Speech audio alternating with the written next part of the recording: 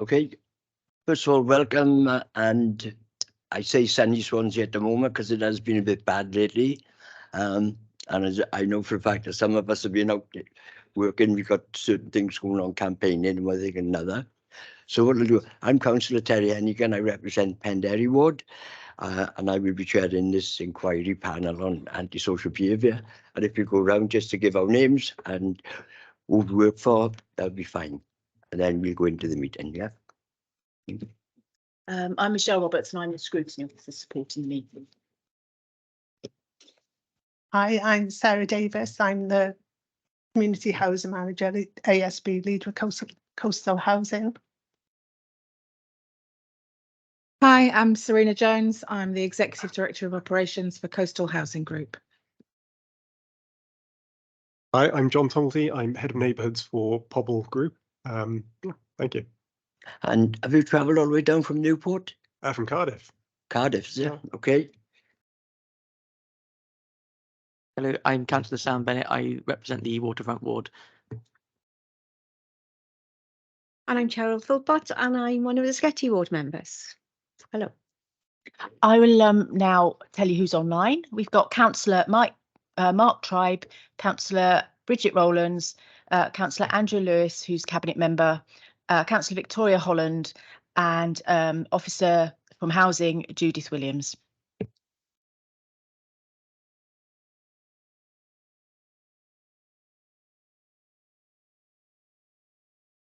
Yes, we've had apologies from Mary Jones, Alan Jeffrey, Mike Day and Matthew Jones, and also the gentleman from Cardiff, Stuart Middleton, has given his apologies this morning.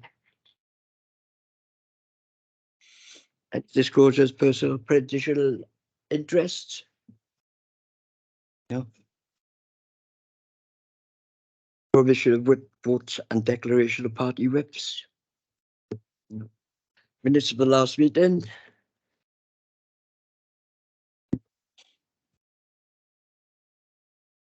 Page 1 and page 2. Difficult to ask for proposals second for true correct records in this. Not many people here. Online. Yeah.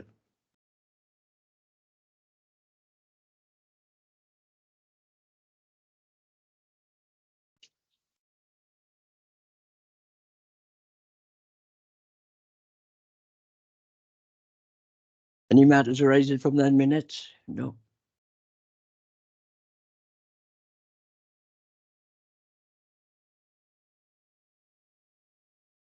And public questions, any? We've had no public questions relating to this agenda.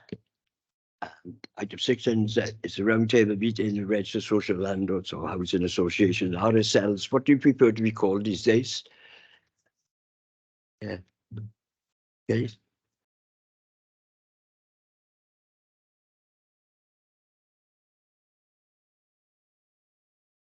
What I will do is I'll facilitate this section of the meeting. So we'll just go through the questions if that's okay. I'll start with question 1. What is the role and key objectives of your organisations relating to tackling and reducing antisocial behaviour? I don't know if anyone wanted to start particularly, and then if anyone wants to come in afterwards, because you probably have a very similar answer, don't you, to this one? So I don't know, maybe Serena or... Oh.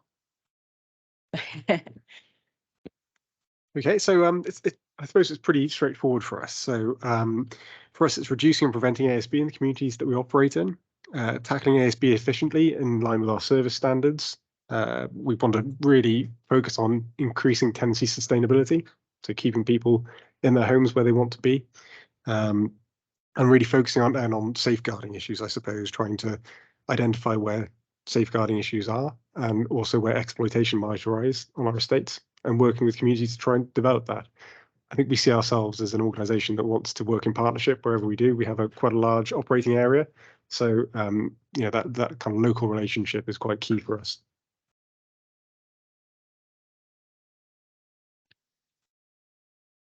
Yeah, there's not a great deal of difference, not unsurprisingly, between the two housing associations. I suppose our aim is to assist coastal residents to live a life free of ASB and nuisance.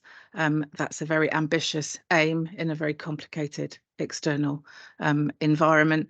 We're committed in our approach to ASB in using a restorative approach to building and maintaining relationships, as well as in repairing them. And we in the last, I'll come on to that later, but we've undertaken a piece of work in 2022 on how we work in ASB. It was identified that we needed to improve. And some residents, we spoke to residents and asked them what mattered to them about what we do regarding ASB. And they told us they wanted to feel safe inside and outside of their home. They wanted to enjoy peace and quiet. They wanted to be kept informed if they've raised concerns and for staff to be proactive. They wanted respectful neighbours, and they wanted to have a healthy quality of life. And so we have designed how we work around what matters to them. Thank you. Do we have any questions from councillors on point number 1? No.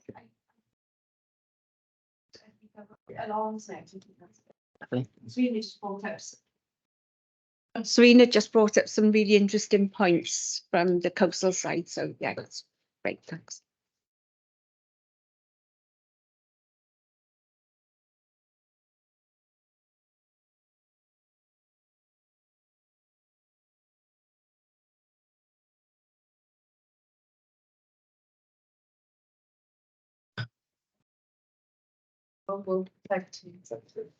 I just want to say, before I get into some of the challenges, I'm really grateful for the opportunity to come here. I've never been invited to a scrutiny group before, not with the 8 years with Coastal, nor the 7 years with Pobble Walia beforehand. So, but what that does mean is I haven't produced a written report for you all, and I'm happy to do that afterwards if you would like me to. We've actually produced one for ourselves, so I'm very happy to share that if that would be useful. But I kind of wasn't familiar with the protocols. And I have listened with great interest to some of the recorded previous versions, sessions, from the local community authority, community safety team, housing, environmental health, waste, police, etc. And I took great comfort from seeing actually the challenges are universal. They're not really specific. They're not really kind of different, although obviously we'll face our own internal challenges in terms of resourcing and supporting the work.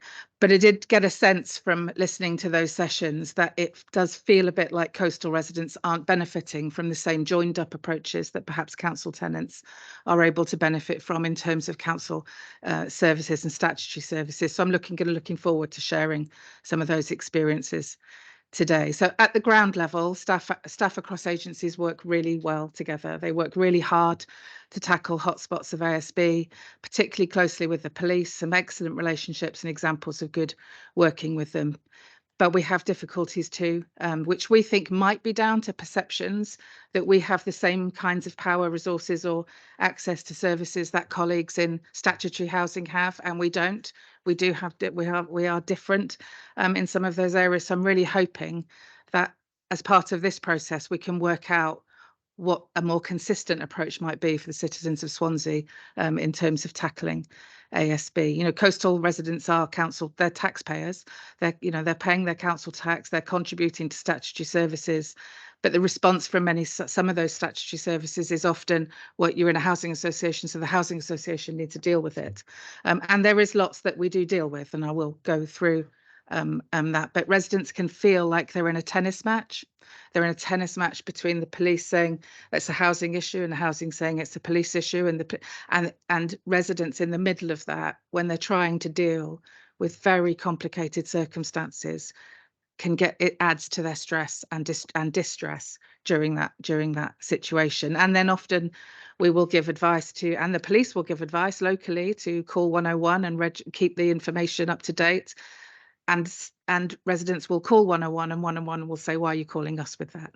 So there's that it isn't as joined up as we would like to see. for residents. You know, we're a social landlord. We don't have any in-house care, health or support provision. We have none. Now, Pobl are different, Caredig are different again. So I understand it's quite hard to stay on top of how independent associations are structured and organised. I understand that, but there are only 3 of us in Swansea. So it doesn't feel like, it's not like Cardiff where there are many, many housing associations. So I'm hoping we can overcome some of those boundary organisational challenges to be able to improve the lot for constituents and citizens. There's been a lot of evidence given so far about prevention work undertaken by agencies, much of which I have to say I was not aware of. So it's really so I think the fact that this scrutiny group exists and the amount of information that's come through that has been incredibly beneficial to us to understand how all those agencies are working together. So again, grateful that this is a topic that that Swansea is covering. I felt a bit of an emphasis or a focus on young people, and I understand that in terms of preventing, you know, that kind of long-term trajectory of antisocial behaviour or potential criminality. But the majority of what we deal with is with adults, and it feels that in some circumstances there is not what is needed in order to be able to help those people change their behaviour or find alternatives for them. So, you know, I'm keen to see if there is a potential space for some kind of a strategic forum across organisational boundaries that will help us tackle those issues that, you know, frontline staff are working incredibly hard. I'd like to see us as senior staff in those organisations working equally hard to help them be able to unlock those barriers. So in terms of enforcement, we have, you know, we have the action to end tenancies, of course, but that is rare and the evidence threshold is high. We do have civil injunctions. We've currently got 25 civil injunctions out across, we've got 6,000 properties, predominantly in Swansea and Neath Port Talbot, a few in Bridgend and Carmarthenshire, but predominantly Swansea and Neath Port Talbot. So we have 25 civil orders at the moment. Pre-COVID, we never went above 4. So there's an indication there of the different landscape in which we're operating in terms of both the issues that residents are experiencing, as well as the issues as well as the way that we're responding. We have yet to see a community trigger or an ASB case review meet a threshold for action. So, and I know that I heard the police reporting and colleagues in community safety reporting that Swansea has the lowest take-up of community trigger action. So there's definitely, that's a challenge, and I think there's more that we could be doing together on that. In terms of safeguarding, you know, many issues of antisocial behaviour have safeguarding elements. It's very clear that perpetrators are often very vulnerable, as are victims. But it is a rare day when any of our safeguarding referrals meet the threshold for service or intervention from social services. It is a very rare day, to the point where we are now tracking all of our safeguarding referrals and tracking the outcomes in order that where we can meet a collection of information, I could then take that to Dave Howes or colleagues in social services to have a conversation about how are we going to make this better for citizens, because people are living in severely distressing situations and we are struggling to pull in the statutory services. The biggest issue, just like with everybody, is neighbour complaints into each other's conduct, noise, drug use, visitors, parking, pets. These are the persistent issues. They're often quite low level.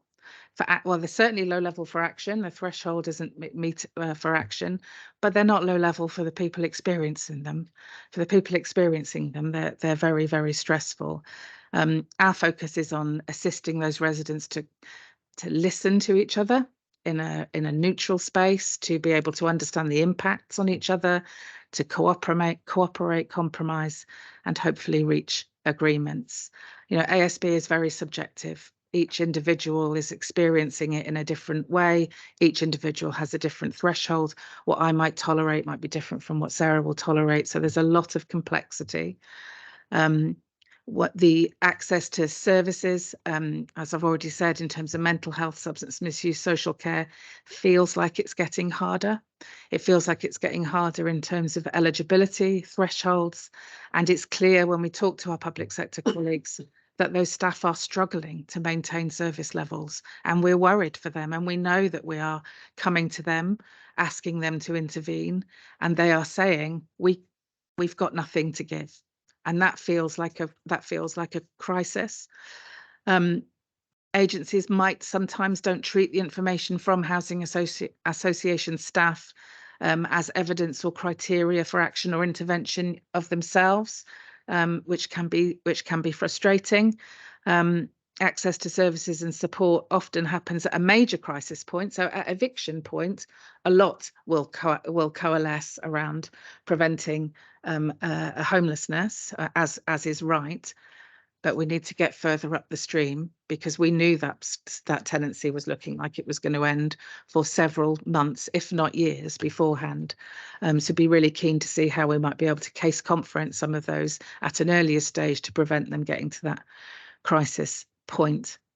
The challenge is maintaining relationships with people in other organisations. We change our staff, or police change their staff. You know, it's difficult. Everything is about relationships and understanding each other. So that can be tough. We've had some complexity around data sharing agreements. We're in the world of ASB and safeguarding. This is incredibly sensitive data. This is really needs to be held with the highest level of confidentiality.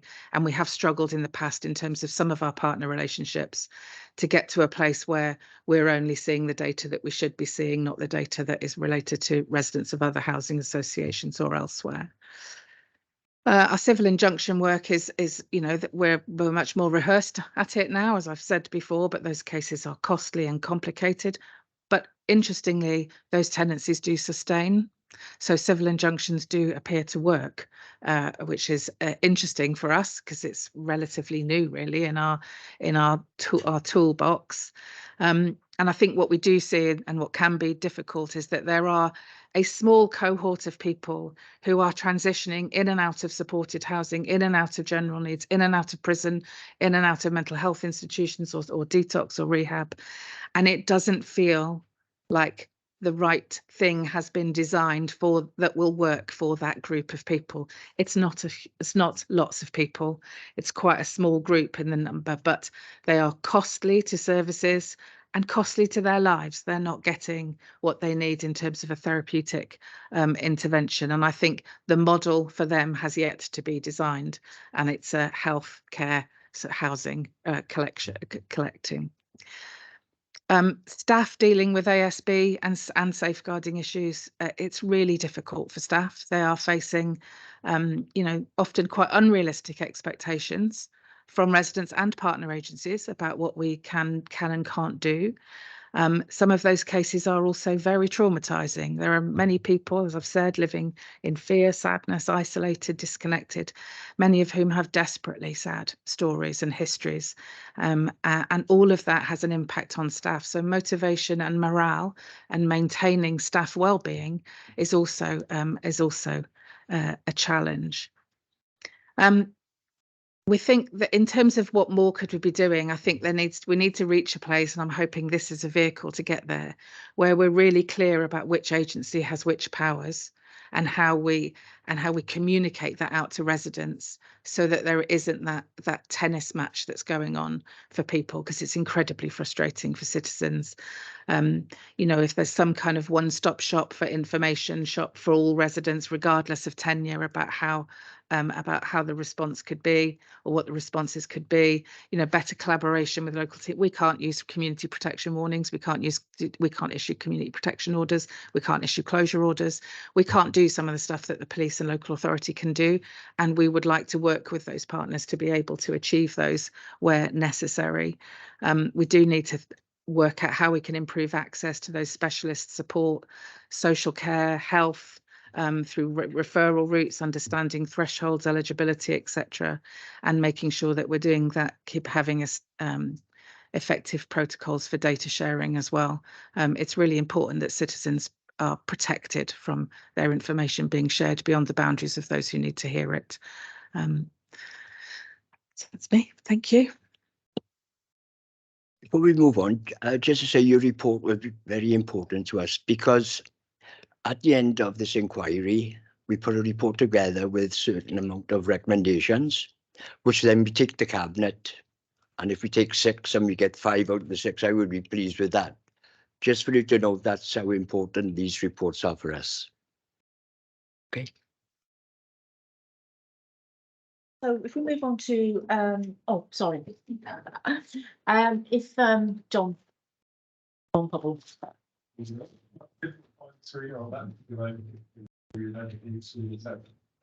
very similar situation. Have worked with a range of different organisations across Wales, and I'd say the challenge of Swansea there's nothing that stands out to me that's a challenge that's here that isn't anywhere else. Things that we see difficult, or the challenges we're specifically seeing in Pobble, over lockdown, I think is kind of grown this, but under-reporting of issues. So although we have a good information sharing agreement with the police, my understanding is we get regular reports through a data sharing project to our teams. Still, I think what we get reported is just scratching the surface of what people are experiencing. And that is something I think we can do more about, certainly in terms of identifying where those issues are occurring across the different agencies. So I know the police information sharing project that's in place works quite well, but it is, again, only one section of the picture. And some things I've seen working elsewhere is where all the agencies involved share their information, and there's a central analyst, not necessarily the police analyst, but a partnership analyst who will produce those kind of heat maps and crime and ASB maps and try and transpose that against other information that's out there. And that's been very useful for targeting things locally, not just identifying where there are issues in terms of what's being reported, but under-reporting and perhaps where other interventions might be useful. So, information awareness raising, other support issues that might need a bespoke response. I think generally, and again, this is broader than just Swansea, but particularly the Swansea team have commented on this to me, is around mental health intervention. So increasingly, and this is a trend I think everywhere, mental health is becoming more of an issue in terms of how we have ASB reported to us and the neighbour nuisance issues that we deal with. And increasingly, I think the cohort of people who don't meet the threshold for more serious intervention is growing. And I know the team feel kind of in limbo where perhaps the agencies, statutory agencies, aren't able to pick up cases, particularly around some of the interventions we have with GPs and other health providers, health workers even. We're not able to get anything substantial.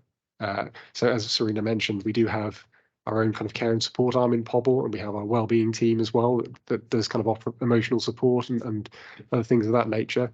Our team have been trained up in restorative approaches, and we've got some restorative practitioners actually based in the Swansea team.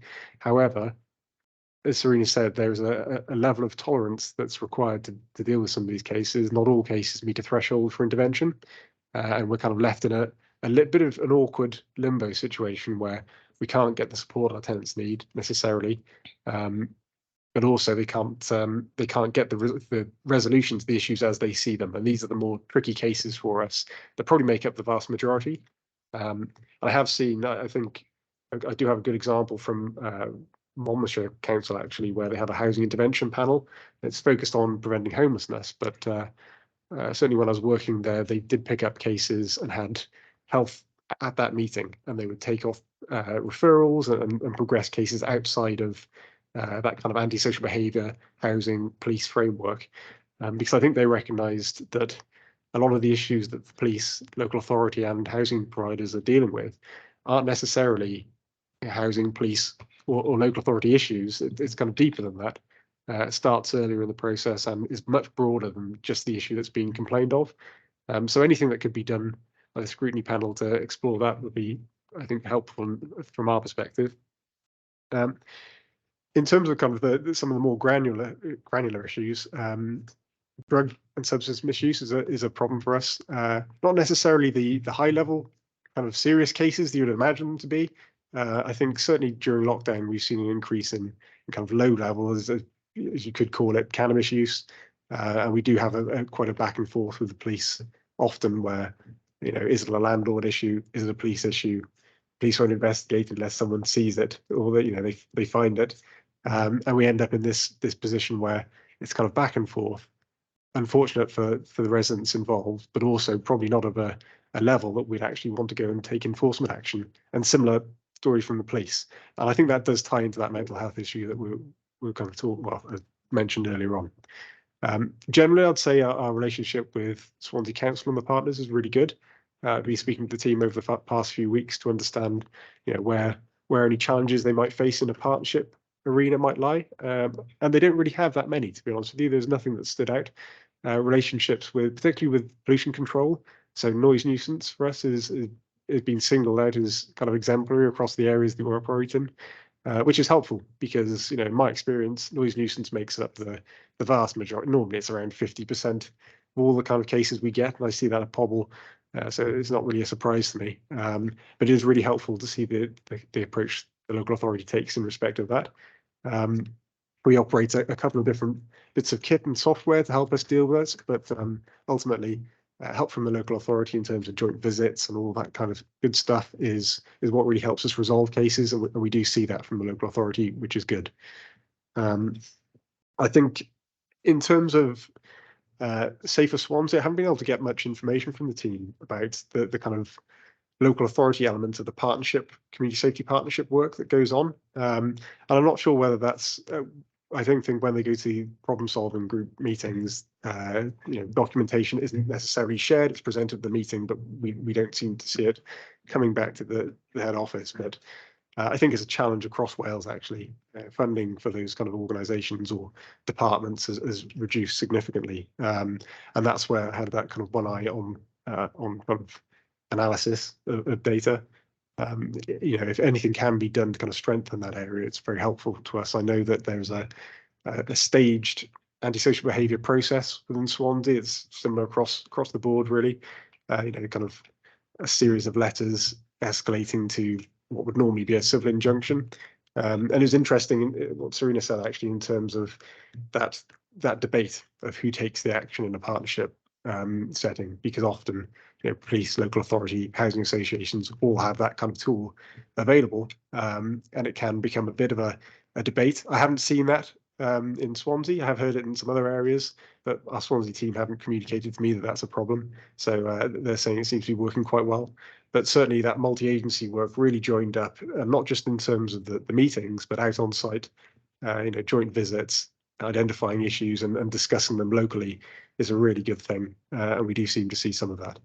I just want to think if there's anything I had here that Serena hadn't already covered off. I think that's probably the main part. I suppose there is something else that the team wanted me to mention, actually, around fly tipping. So similar to the relationship we have with the local authority around pollution control and environmental health, it's also, they've marked it up as being very good around waste enforcement. We do have information shared regularly from the team, both things that are actionable in terms of our tenancy agreements, and also things that might just give us a bit of intelligence as to community issues, really. So not specific incidents, but might help us point in the way, because as you can imagine, some of these things are very localized. Some are wider problems on estates that we need to work together to resolve. We can't resolve it by identifying individual tenants. It might be a bigger problem, people coming from another area to do that kind of thing. So the team has flagged that up as being really positive in Swansea. So just wanted to give that a mention. And finally, just in terms of CCTV, now it's a bit of a love-hate thing, depends on which side of the fence you sit.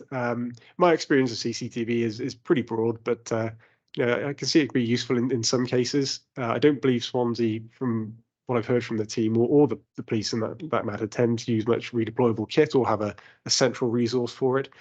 Pobble do have a limited use of CCTV, so we will use it on blocks. Tends to be a kind of service chargeable element that we end up throwing in rather than being a mobile or covert type deployment of that kind of kit. It's not something that the team have flagged up as an issue, just something that they identified as we see that in some other local authority areas. I think in practice, the results are quite mixed, but sometimes it can help communities in terms of trying to reassure them that things are being done. But I wouldn't hang my hat on it being a panacea to all ills. Generally, it tends to be quite expensive and ineffective to a certain extent. But I just wanted to mention that as part of the feedback I had from the team. So those are the kind of main challenges for us, I think, in terms of the partnership environment. Lovely, thank you. Should I? Yeah, got a couple of questions myself. I'm looking to see if there's any, from outside. What are your reaction? What reaction do you get from the police when you phone them up and they say to you, "It's not our issue, it's the councils or it's the housing associations"? What kind of response do you get from the police? I'll take that. That's it. We take Corsa first, then we take yourselves. Okay. Our relationships with the police on the ground are very strong. They work well. We do joint visits. We collaborate on hotspots. We have strategies around specific schemes that might be experiencing challenges. I think that part, kind of resident-facing part, works quite well.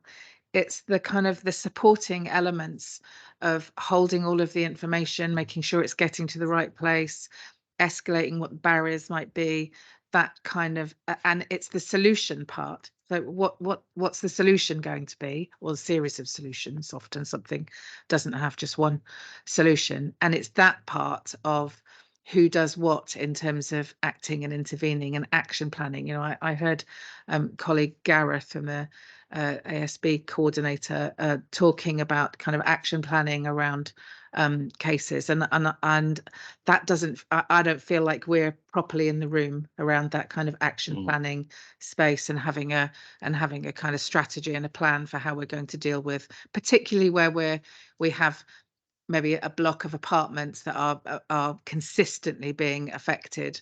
We have at least one scheme in Swansea at the moment where I'm back and forth on, are we putting in security overnight because things are getting more and more difficult. So I think that part of kind of strategizing solutions, that's where we could improve. Yeah, yourself. Again, very, very similar to Serena. I think that the local relationships we have with police are quite good. Certainly neighbour policing teams, people out on estates is good. They want to see a practical and pragmatic solution to the problems. I think where we tend to see a bit of back and forth that does cause frustration, I think, for residents and customers is around reporting to the police in the first instance. So a lot of call centres for the police, call handlers across the different forces, frankly, will tell people they won't attend these kind of issues. So they'll be told by residents of ours will be told by local policing teams, please phone us up. They'll phone the contact centre, will say, sorry, we don't attend for that kind of issue. It's contact your landlord. So I say when we get together with the local officer or whoever it might be, we're able to put fairly good action plans in place. As Serena says, it's very mixed. It does depend on the individuals involved as to how successful they'll be. But I think it's a more systemic problem in terms of police resources and what they'll actually try and how they manage demand. So smell of cannabis, for that earlier example, is one where they won't attend. But obviously it will cause quite a significant concern for residents. And certainly there might be other things involved that people can think are involved or project onto that situation that actually might be happening that if they were looked into, we could try and address. But I think that initial reporting phase causes a lot of concerns and almost sours the whole picture. So once people have lost that trust, you kind of go down this spiral of underreporting, not trusting the agencies involved, and it makes the whole thing more difficult to deal with. So perhaps something we could try and address with the police is that their approach to that, because obviously there's the crime and antisocial behaviour, high threshold for the police and other agencies to get involved with. But where we find, certainly at Pobble, where we find most of our challenges is that bit just beneath that threshold that's never quite there, but causes a massive concern to probably a wider range of people. Just for information, you have actually 600 properties where I live in Blaenau Maes and Portmead, and then the joining ward in Mynbach, I believe we've got 400, it's 1,000 properties. So I understand how difficult it can be, and I got some issues that I raised, but I don't think I should be raising them at this meeting. It's more of things that have come my way as the local councillor, and I can speak to you after the meeting. Is that all right? Yeah. As for injunctions, very interested in injunctions. I work with my good friend Duncan Forbes, who's our company secretary of the Welsh Tenants Federation, housing solicitor, now the chief executive of the Housing Association. I think he was telling us at the time there was 3 kinds of injunctions could be taken out. I seen him take one out. It was a very serious case in a block of flats to stop the tenant going back there because it was an assault on a young lady. Straight away they managed to get that injunction. Very clever. The reason I mention it is that he might be useful to yourselves. I don't know if the housing association community comes together as such. It used to be Welsh Federation of Housing Association. Now it's Cymru Housing, is it? I don't know what kind of situation. And the other thing, when you mentioned about involvement, I was just wondering, are housing associations could be a part of the PSB, Public Service Board? It's something that, you know, when you saw those things, it came into my mind because you get all the different agencies, organisations together under one roof. It's just something I thought that I'll check that out. Because I think it could be good to have representatives from the housing association movement coming along and taking part.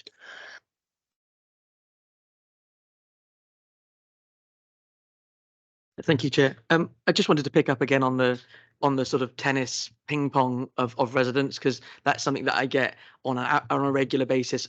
Most of the social housing that I've got in my ward I've got actually representative from each apart from Caredig haven't come today, but the amount of issues you get with that low level, and a lot of that, as you say, noise complaints are actually evening noise complaints. And so I've had examples of residents giving a telephone call into the police about a noise complaint. The police have said, no, go to it's an environmental health thing, and the environmental health have got an out of hours service. They phone the out of hours service. Oh, you're a housing association tenant. And then at that point it stops for them, because in some instances they've not got an out of hours service, because, as you say, you've got a resourcing challenge. And I think that the point that you make about your resourcing and your toolkit vis-a-vis what the council's got and the police is really important, actually, because when you're dealing with residents, if they're having noise complaints at any given time of the day, if it was like myself, a private resident, actually I as the councillor made a complaint about some venues in my ward being noisy, the environmental health were out and they did a spot check that evening. But so why is it not the same if you're a housing association tenant with the same problem, although it might be a neighbour? Really, the problem's the same. You're getting disturbed at night, and it's that low. And although it's low level, in fact, if the noise is enough over a long enough time, it isn't particularly low level. And as you say, it's not particularly low level for those residents either. So I'd be also quite interesting to know about what you think the sort of the threshold is for that level of, it's quite high, that threshold, isn't it? But if you're living day in, day out with a noise complaint or something else, it doesn't feel low level to you. Thank you. I'd respond. Yeah. I think it's an excellent point. I think we have residents who end up feeling really desperate about why won't any of you agencies help me? They're just looking out at help, asking for help, and they're getting told by all of us, and move to the next person, move to the next person, move to the next person. It's incredibly frustrating, and I don't understand why council tax paying coastal residents, Pobble residents, Caredig residents can't have access to the out of hours service. It feels like there is a triage that happens, and the first question is, are you a housing association tenant? If the answer is yes, everything goes to housing association. But we don't have that, and it doesn't feel like there would be much point in resourcing 3-4 different helplines. And I'd be very interested in talking about how we might contribute resources into that team in order to be able to do that. We contribute financially into the Neath Port Talbot Waste Enforcement team in order to be able to manage that partnership better. Very comfortable having a conversation about how we might financially contribute to environmental health in order to be able to support that activity, because it's costing our residents dearly to not get access to services that they are actually entitled to. And I get it. It's because we're all trying to manage the reducing resources that we've got. I absolutely understand why each of us are doing it, but it's not helping. It's not helping residents. And then in terms of that threshold for noise, I can think of multiple cases where where we have used our noise recording equipment, where we have had staff go out in the evenings and sit in properties. We've employed drone handlers to go up and do drone visits across the top. I don't know what they're called, drone visits, drone flights, I don't know, across the top of schemes to try to capture that flapping noise that somebody can hear that is driving them to distraction. And the thing that we're not able to make progress on is those cases that there isn't a noise, there is a health issue related to a perception of noise. That is an incredibly sensitive conversation to have with somebody, because they 100% believe that that noise is happening, 100% believe it. To them, it is true. But we do all those investigations and find there is nothing that we can find that is demonstrating that. Could this be a health issue? And people feel blamed and shamed at that point. And it's incredible. That's a health intervention at that point. And we say to people, go to your GP, and the GP says it's a housing issue. And back they are again, round a merry-go-round about where their lives are blighted and distressed and not getting progress. So we have a noise assessment tool that helps people work out, is this a one-off incident? Is this something that's happening regularly? Is it what threshold? What time of day is it happening? All those kind of questions to help people assess for themselves, actually, is this really a kind of noise issue? Or have I actually got a problem with my neighbour and they're causing some noise? So actually there's a relationship problem with the neighbour. Let's talk about the relationship problem with the neighbour. And one of the reasons we design our teams in the way we do, our housing teams and our caretakers and estates teams, we design them locality based so that they can know people. Because only when you know people, you'll know this because you're counsellors, only when you know people is that you understand what somebody's drivers or barriers might be, and then you can start to work with people. But each case is unique, each case is individual. We don't have a kind of, blanket yes or blanket no to things. We're always wanting to listening to understand what matters and working out an individual strategy for action. Again, Serena said probably everything that I could probably cover off here, but I suppose from my perspective, that point about health intervention around noise nuisance is pretty key. I mentioned earlier that noise nuisance is roughly, across the board, about half of the cases that get reported to housing associations. And taking into account the civil injunctions Serena mentioned, and certainly my experience elsewhere, take very few injunctions in relation to noise nuisance. Very few possession actions, so legal action is low. And speaking again very broadly about that, it's because of the tolerance levels and health issues involved. It's a difficult thing to manage in terms of the relationship with the environmental health and the police. It's a tough threshold, tough crossover for a resident to identify which agency to pick up with. Often a loud, raucous party out the back of someone's garden or in the front. Is it a noise issue? Is it an incident that requires police in respect of ASB? Difficult call to make if you're a resident and you are likely to be bumped from the police to local authority. What I would say from Pobble's perspective, similar to Coastal and many others, we have our own noise monitoring kit. We have a program that we use called the Noise app. People can download to their phones. It's pretty common these days. All of those are triage tools, really evidence gathering tools. As with most housing associations, we don't really have a substantial presence out of hours. So people phoning through to us will get through to an out of hours Delta service that we use, and they can be advised about how to access that software and download it that evening. However, it's not a response in terms of someone won't be coming out, which can be very frustrating if something's going on then and there. As I said, the relationship I get reported from our Swansea team is that pollution control are very good in Swansea, and they will add our residents to an out of hours list. So if they do phone up, they've been identified. So if we pick them up through our investigations, they get our residents added to that list, and they will respond in a different way in Swansea. Yes. However, I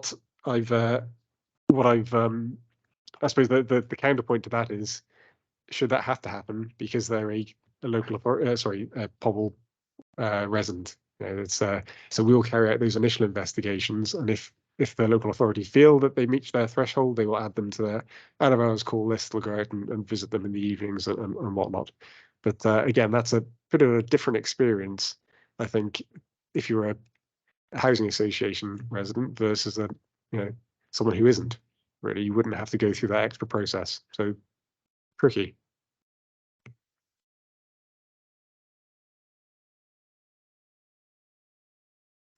I mean, it's interesting that you say that the Hobble residents in Swansea get put onto an out of hours list for for environmental for noise nuisance.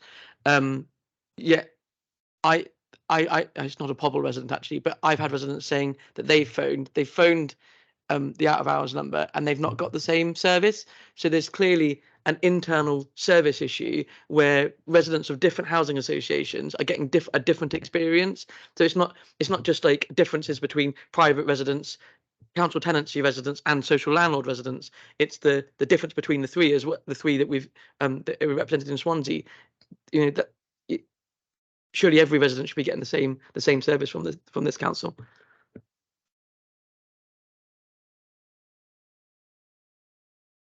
Only to agree.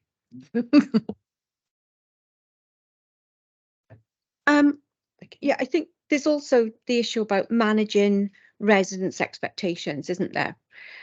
You've all touched on it, and I'm probably going back into the previous question as well now. But sometimes, from my experience, there is a huge issue identified by a number of people that is then resolved. But then, because there was this issue, they will keep on reporting and say it's exactly the same issue. But in the meantime, you've gone through all the processes, you've had the restorative behaviour. People have been told in no uncertain terms, if you continue to behave like this, your tenancy will be at risk. So all of those steps are done, but then of course there can be a bit of peace and quiet for a couple of months and then another instance starts. But of course, managing those residents, the complainants' expectations that is actually a new issue, it isn't the same issue, and trying to say to them, well, has there been an improvement? No, there hasn't. But yes, there hasn't there? We have improved, and we should see that, by managing to keep the relationships going, because there is a point at which I think people can become quite vexatious as well. And for you as social landlords, managing those vexatious clients, those residents, it's only going to be a minority, but it is really quite difficult. And that is very stressful. I know I was really pleased, Serena, when you said about acknowledging that what staff have to go through with those clients, because it is very difficult for them. And when you're dealing with somebody vexatious, then it becomes even more difficult, doesn't it? I mean, I've seen, and it's been with Coast. I mean, I've got to say, my relationship with your team in Scrutiny has been absolutely amazing. We've done, and I won't mention the names, but you'll know who I mean. And but she went through a very difficult period with 2 different sets of cases. But again, collaborating with the police and showing that united front to residents, because you're talking about the tennis ball effect. Well, residents do that as well. They'll say, yeah, but you didn't do anything, they've done something, and then they will try everybody. So by being all together, because what we would do, we would say, right, we know that there's going to be there's an issue. Let's all get together as police, councillor and housing association to have that uniform front, so that nobody can play each one of us off against each other. So there is that. So we think there is that collaboration, there is a relationship, but acknowledging that sometimes residents can also be quite vexatious is very difficult. But interesting about the fact that different housing associations tend to be treated in different ways. I find that absolutely bizarre. Yeah. It's shocking. It's quite shocking, really, isn't it? Because the residents need the support that the council should be able to offer. It's a statutory requirement or a provision. So yeah. Thanks. I just want to come back in respect of one of the points there about vexatious complaints, I suppose, is what we're saying. So what is interesting to hear earlier actually about the community trigger and its use.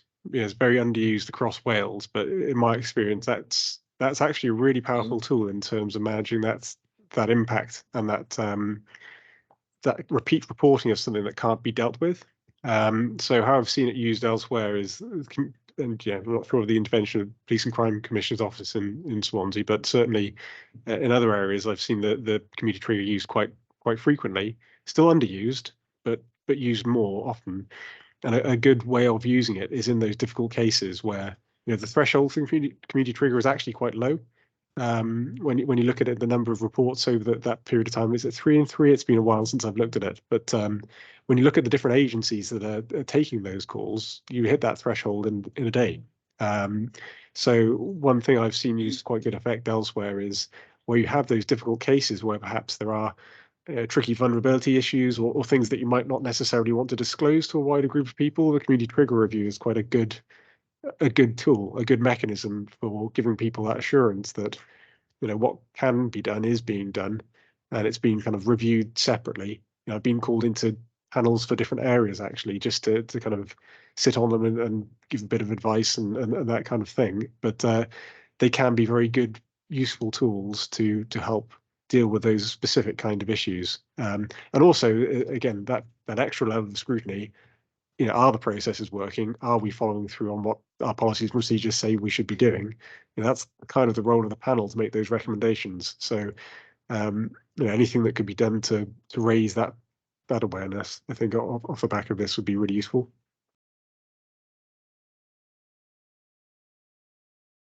Thank you. Just on that point of when things get really entrenched, we see that it is in a minority of cases, but they are very complex, time-consuming, demanding, and stressful situations. We've had some successes where we have used a restorative intervention, but they are time-consuming. They require a level of skill and trust building that takes time to be able to achieve. But we have seen, I'm thinking of one case where we had neighbours living on top of each other in 2 different apartments, where actually the neighbour below, who was stressed by the noise caused by the resident above, on learning about why that resident was working at particular times in order to care for a family member, on understanding the context of their lives, absolutely was willing to compromise and reach a consensus and agreement. And I think the more we're able to do to help people see the impact, and people are frightened about getting into a restorative space, they don't want to often get into that space, but there is a lot that is done separately before you get into a restorative mediation. But I would love to see a time in Swansea where we have highly trained restorative mediators able to work in that space and working alongside all the partner agencies to be able to tackle those, because they are incredibly powerful outcomes happen, and sustained outcomes where people resolve long-standing disputes and that dispute remains resolved for a long time. The one I'm talking about, that had been running on for years, and I haven't heard anything in 4 years. So from that case. So, there are we know what works. We just have to invest and resource and design to be able to do that. Let's let Jane wait more. She had been waiting quite a while. Jane? Sorry, thanks, Chair. Thanks, everyone. I just really been really interesting to hear the discussion. So for colleagues from our housing associations, my name's Jane Whitmore. I'm an officer, not a councillor of the local authority. I sit in the Social Services Directorate, but community safety is and partnerships is one of my remit. So just really wanted to reach out and just to say, in terms of anything, in terms of the safeguarding concerns of not meeting thresholds, or any examples that you have of I recognise what you're saying in terms of a gap of those when they're coming in, there's nowhere left them to go. But if you want to pass them on to me, and I'll escalate into the director just to make that offer there. And in terms of Safer Swansea or the Community Safety Partnership, and I know that Chair made a reference to the Public Service Board, I think there is probably a piece of work that will come out of the scrutiny inquiry around making sure that we are more joined up with our housing associations, because there's a lot of intelligence that we should be sharing in a different way for, you know, to have better outcomes for people and for the residents of Swansea. So just really I just wanted to reach out to say that, you know, thank you for coming today, and it's been really interesting to listen your experiences. Community triggers, I think, is a really interesting one, and I know John was just talking about what we could do and what we should be doing or together in terms of that aspect. I know it was raised as something we should look at from the police perspective, but obviously they're key partners that are in this partnership landscape of Safer Swansea. So just really wanted to that's all I wanted to say, Chair, if that's okay, because obviously a lot of this will come out in the final report, but just to say, if there's anything we can do in the meantime or better working together, just, you know, please give me a shout. Is that okay, Chair? Thank you for that. Thanks. Okay, so if we go on to the third question, do you feed back to victims and reporters of antisocial behaviour about what is being done to address their ASB from within your organisation? And do you use this to inform and improve your services? Yes. No, so we do. So we carry out regular satisfaction surveys as part of our process. So we use that in terms of continuous improvement to drive improvements to the service. So where people have, you know, we collect larger, broader scores in terms of how we're doing, but also we collect individual comments that are fed back and reviewed by team managers. Excuse me. So also in terms of how a case progresses, so individual cases, yes, we will make contact with residents who've reported to us. That's part of our investigation process. So as part of that, we will feedback what we are doing, what we can and can't do, trying to manage those expectations, I think, in lots of cases, but also trying to understand the underlying issues that might be there, not only with the people who are potentially causing the antisocial behaviour, but the people who are subject to it, and trying to identify what support measures we can put in place or our partners have available to them. As Serena mentioned, we have a vast variety of teams across Pobble. So often I think, you know, a report comes in about antisocial behaviour, but, you know, that might end up going to various teams to give differing support depending on what the issues might be, you know, be it financial or otherwise. So yes, in short, we do give feedback, and we do use it to improve our services. I think as with most things, there's always opportunities to improve. One of the things that we do in Pobble is something that we call what matters plans. So for our individual areas, officers go out or colleagues go out and engage with residents to try and understand simply what matters to them in their areas. The thing that's notable when I've spoken to our Swansea team is the what matters plans that we have for that area haven't really highly identified ASB as an issue. Now, I think that's, you know, that often depends on who engages with the process. It's not to say that there isn't any antisocial behaviour. It just means the people we've spoken to haven't raised it. But again, that's something that I think if we're able to do more with Safer Swansea and our other partners in terms of identifying those trends through the data that we all hold, you know, in my head, part of what matters plan is what residents are telling us, and part of it is based on the intelligence and the information that we hold. So whether residents are identifying it as an issue, if all our information is saying that it should be something we should address in that plan. So we're trying to do those locally across Pobble, but it's certainly something that I think we welcome involvement from other people, other organisations. You know, it's often we operate in an environment where it's not just us. You know, in fact, I don't think we've operated in any environments where it's just us. So trying to engage partners on that would be really key for us. Thank you.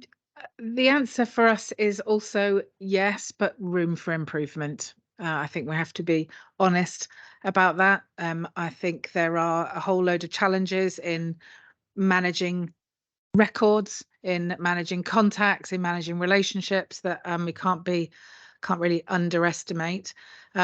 Feedback from residents, it has been central to reshaping our system. ASB, I referred at the beginning to the review that we did last year. We call them interventions, but they're effectively reviews. And that has completely redesigned our the way that we work in terms of ASB, enhancing some of the stuff that's working well and tackling some of the stuff that wasn't working so well. It's probably important. I know there's a point on regulation later, but it's only in the last year or two that the housing regulator has required us to give resident satisfaction data in a consistent format. So we are now being measured. We now all ourselves, all housing associations in Wales, ask the same questions of residents. We have to do that, submit that every 2 years, and then that information is benchmarked. I'm not proud to say that in that analysis, what ours was the lowest satisfaction for antisocial behaviour, which I have to say doesn't feel like it chimes with the experience that we have either from a lot of our residents or from councillors or other stakeholders that we have. But nonetheless, that's what the data showed, and that's where we're at. So that low satisfaction rate from residents was the driver for doing a comprehensive review, and then we got into a lot more detail. We spoke again to residents about what matters to them about antisocial behaviour. We talked to staff, very importantly, and not just the housing officers, but the caretakers. Caretakers can't be underestimated in terms of the activity and relationships that they have on the ground, and our colleagues in maintenance who are going in and out of houses every day, 25,000 times a year. So there's a lot of activity that goes on for all of those staff. So it's important that we got their feedback. We studied cases, we studied complaints that we'd had about antisocial behaviour, about how we'd responded to antisocial behaviour. We studied the police reports, we reviewed our measures, we listened into calls, and we mapped the system. As a result of that, we've rewritten our policy. We've aligned we've given more clarity. Residents wanted more clarity on what you will and won't do. So that's been a huge driver for what we've done. We've put that information on our website. We've created videos for people to be able to see what's the good way to approach your neighbour if there's a noise issue, so that we've got kind of actors kind of acting how best to do this in a kind of, don't be frightened to knock on a neighbour's door. You don't know what they're going through, that you're not always going to be met with hostility. We have also been going through the joyous pain of implementing a new IT system in the organisation. So previously we had, and the point later on data will highlight this, previously our housing management system is effectively just diary records, case notes, very hard to analyse and pull out information about what's going on and understand trends, etc. But Sarah and her team have implemented a new ASB module in our housing management system that helps us record better. It helps us update on actions. We have consistent actions. We're able to track those, manage, analyse and produce information. We are at early days. We're kind of early days being right now, because I think we're a couple of months in from it going live. So we're still getting our head around what practice needs to change as a result of implementing a system like that. But it does mean we can track dissatisfaction with cases, and therefore will help us plan training needs. Residents told us about how important communication is. Communication is always important, isn't it? So we now store those preferences on that system. How does somebody want to be communicated with? Some people prefer written, some people want telephone calls, some people want a visit. That's fine, and we can accommodate all of those options. We also trained our call handlers to be able to intervene earlier. Quite often people were calling into the general line and asking for a housing officer because they wanted to deal with an ASB issue, but actually those call handlers can deal with quite a lot at first point of call. So we upskilled them to be able to use some of the noise assessment tools and different pieces of information to help them. And we've seen them resolving early a tremendous amount of calls that are coming in, which is really, really encouraging. Residents, as I said, residents told us it can be worrying to approach a neighbour, which is why we've kind of commissioned this video, and also training housing officers in how to help. Difficult conversations are difficult by their nature. So helping people get to a place where they can be more confident with that. You know, housing officers have to have difficult conversations every day, so they're actually quite skilled in the ability to have difficult conversations. You know, on the letting side, for instance, you know, we let down many more applicants than we can accommodate because we don't have enough housing for the amount of people who are in need. So they are used to difficult conversations. So yeah, we're kind of upskilling them some more as well. I put more information in our resident welcome pack. We completely rewrote that so it's clearer for people. And we also use an ASB risk matrix, which helps determine vulnerability and risk. This is really key to determining what's the most proportionate response in this situation and to understand the real impact. And it would be interesting to see if there was a way of having a more consistent, I don't know if that risk matrix is the same risk matrix that POB will use or the council. You know, it'd be interesting to see if we could come up with something it will help drive that more consistent approach for citizens of Swansea. We had a very difficult prejudice motivated antisocial behaviour complaint that I intervened in as a result of it being escalated. That has helped us think about how we're dealing with prejudice motivated ASB. It does exist, it's not uncommon, and so it's really important that our officers are sensitive and are asking the right questions of people who have protected characteristics about their interpretation of why that ASB is being orientated at them.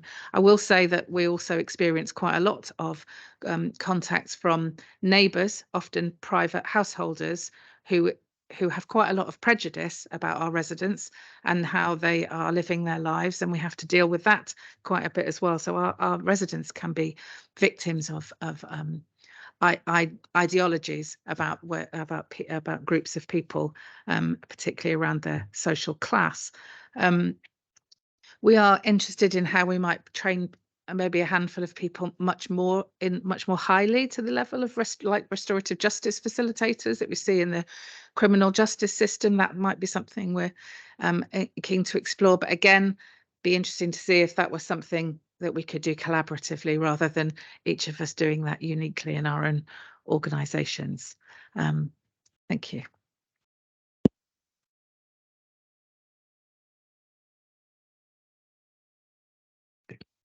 Okay. So the next question, does your organisation meet its regulatory obligations in relation to services represented today? If not, how can we help you to do that, or by a partnership approach?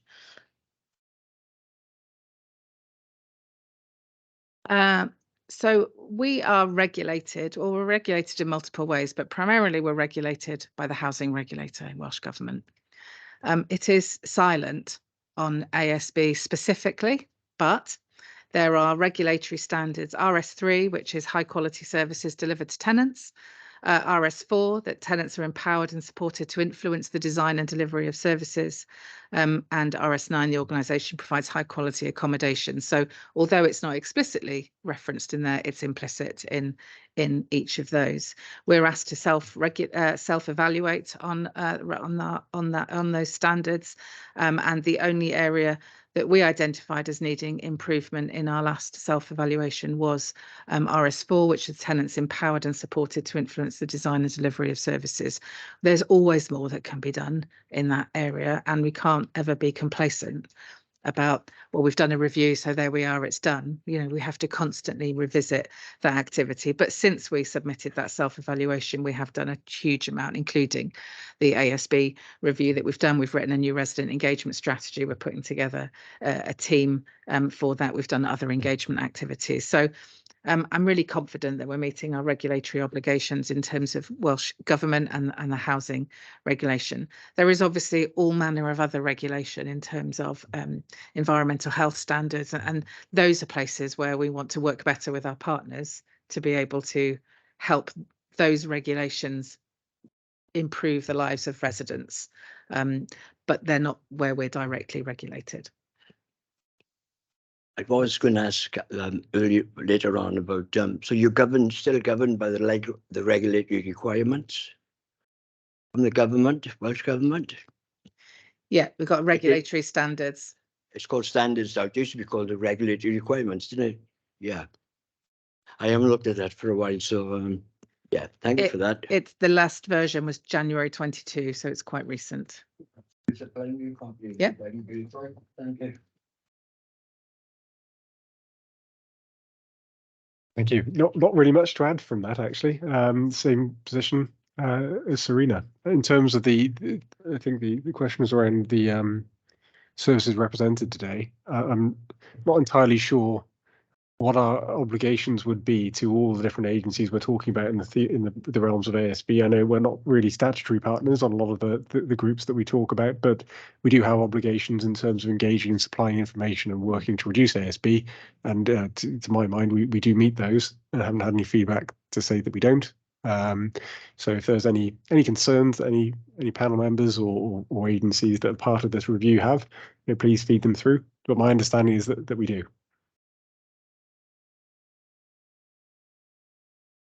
If I move on to the next question is, how well do you feel the council and its partners are working together to tackle and reduce antisocial behaviour in Swansea from the perspective of your organisation and in partnership? And how you think that could be improved further? Although you've mentioned quite a lot of areas, haven't you? But yeah. Thank you. I'll try not to go over any old ground, but yes, from Pobble's perspective, I think partners are working well in Swansea. We engage well with the police, local authorities specifically, but also a number of the third sector organisations that operate in this area.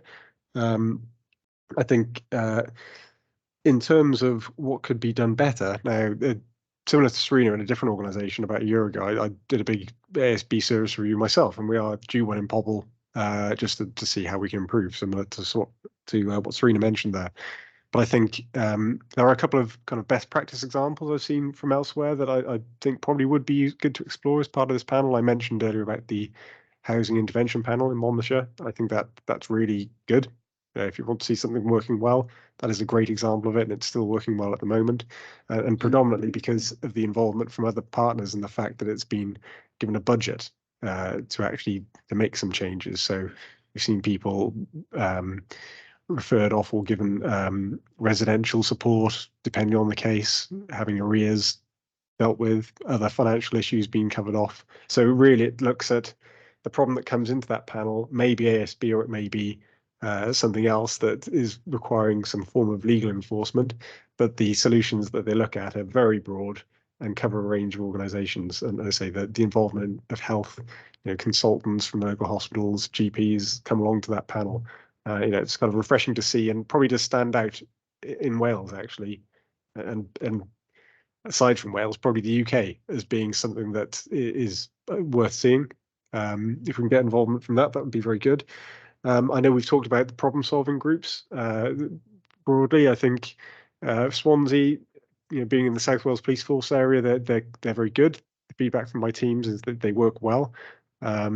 I think what I've seen in other areas, Newport's an example where they have more localized, like a formal process for lower level cases. The nature of a PSG is that they're quite big. They're big meetings, talk about the highest level issues, really, repeat offenders, if you want to use that word, and repeat victims. Where I think that's good as a more strategic level. Those local meetings really have the difference on some estates. We've talked a lot today about cases that are perhaps beneath a threshold, whatever that threshold might be. That's where the bulk of our work is. And I think that's probably where a lot of the police and local authority challenging cases are, actually. Where cases become serious, it almost sounds counterintuitive, but the more serious cases are kind of the easier ones to deal with. The more tricky cases that go on for longer, the expectations, relationships get damaged. That's where I think Newport has something called a CASAM acronym. It's Consultation and Support Action Meeting, but basically it's a multi-agency meeting at a much smaller level. But they built that into their processes, so these things are triggered regularly and happen all the time. Now I believe that kind of thing happens in Swansea, but it's perhaps not given a fancy acronym. But more of that work is good. And we do see it, as I say, similar to some of the things we mentioned earlier about the not postcode lottery, but the different individuals involved. Something that's more proceduralized around that would be helpful, because it does depend on which area you're in, who's working there, and how well they know each other. for some of those things to be triggered, rather than it being part of a process that always happens. Some other things that I did touch on, community triggers. Have a look through things in here. I did have a list of things that were highlighted, but I printed out in black and white, and that's gone. So I said probably the main thing, actually, rather than go through all of this, is, and I can share some of my notes in the report later, but you know, I did talk about that kind of multi-agency hub, multi-agency group. I know we have, you know, made a couple of references to Safe of Swansea and analysts, but in my experience, that is well worth the investment. And it does require investment, because I think, you know, all organizations involved will have people in their organizations who are able to look at data, but being able to section off that resource and do it for the good of the whole is something that doesn't very often happen. So I think if I was to propose one thing that would be very useful, is some kind of partnership analyst type role, or resource, or thing that we can all contribute to understand better what that data is in Swansea and how we can actually react to it locally. Because I say we get lots of information through from the police, from different partners as well, depending on the situation.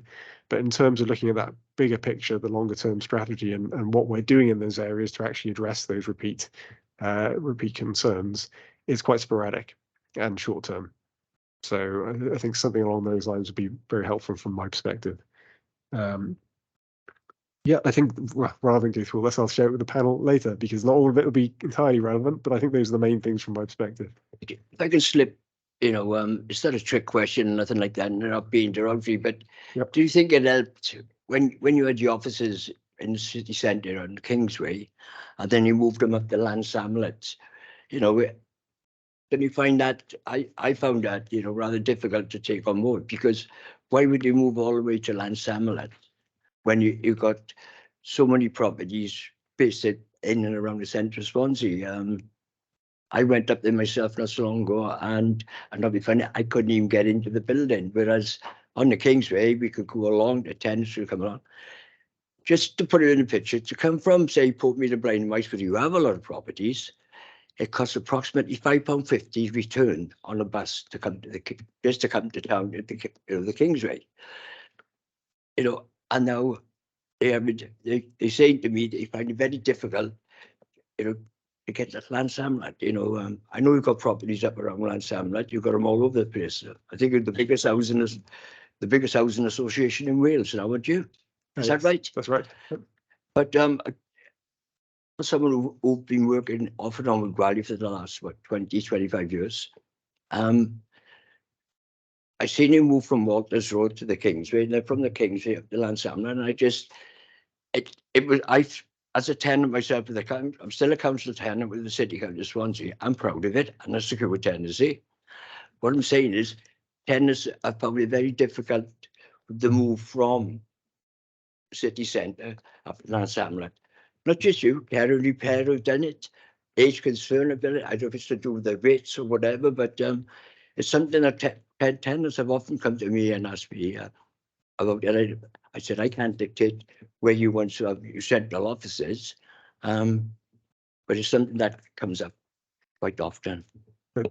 Thank you. I think it's a very good point, and I'd agree with you in many terms there. I don't know the full history of where we've been and where we haven't. However, what I would say is, I know that one of the challenges, I think, of being Pobble really, is the size that we have, and as we grow, that challenge kind of compounds itself, because what we don't want to lose actually is that local feel that we have. I think one of the big differences of housing associations in Wales versus England is the size issue and that connection we have to our communities.